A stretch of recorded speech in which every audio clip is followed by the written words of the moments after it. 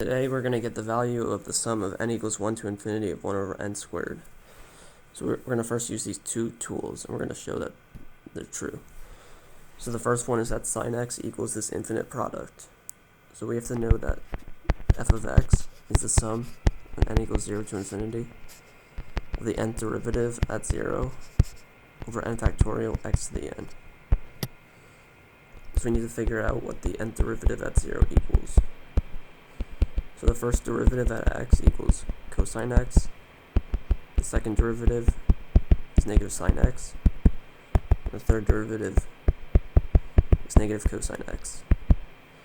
So f prime of 0 would be 1. F double prime of 0 would be 0. And f triple prime of 0 would be negative 1. And f of x would be sine x. So f, the first derivative, the zeroth derivative of 0 would be 0. So f 2n of 0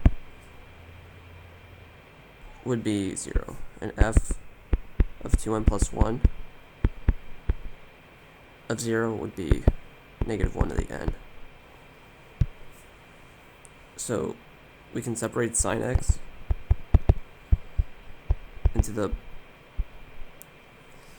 even part and the odd part. So that would be f 2n 0 over 2n factorial x to the 2n plus the odd part. So f 2n plus 1 0 2n plus 1 x to the 2n plus 1. So we just showed that the 2n derivative of 0 is 0, and we show that this is negative 1 to the n,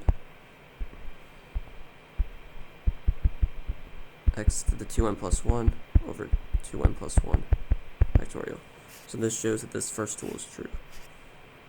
The second tool is that it's an infinite product. So x equals 0 is a root, and x equals n pi, where n does not equal 0, is a root. So now that x minus n pi times something, like a factor, is 0. So sine x will show that this is x times cn, so we'll plug in 1, so it would be c1 x minus pi, and then the next constant will be c2, and then we'll do x plus pi because it can be negative. C3 x minus 2 pi, c4 x minus plus 2 pi, and this goes on forever. So this can be c1, c2, this times this is x squared minus n squared, pi squared, c3, c4, x minus 2 squared, pi squared. And we know that sine x divided by x would be the same thing. So c1, c2, x squared minus pi squared, c3, c4, x minus 2 squared pi squared, and so on.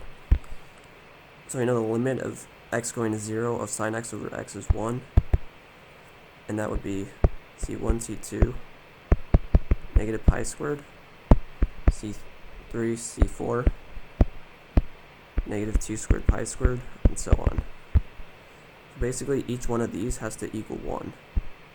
So c1, c2 times negative pi squared equals 1. c1, c2 equals negative 1 over pi squared. So we can show that sine x over x is, so when we plug in negative 1 over pi squared, we would get 1 minus x squared over pi squared. And then you can solve c3, c4, and it'll be 1 minus x squared over 2 squared pi squared, and so on. So now if we multiply we'll get x times this, and this is a sum, and goes from 1 to infinity. 1 minus x to 2n.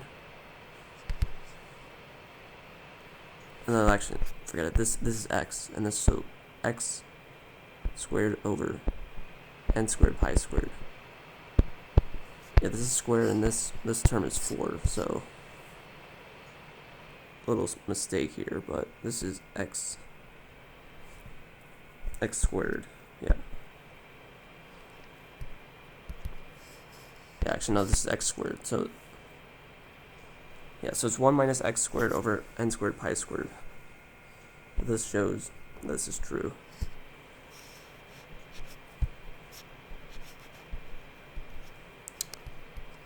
So we know that sine x equals this term, and it also equals the other term, so they're both equal.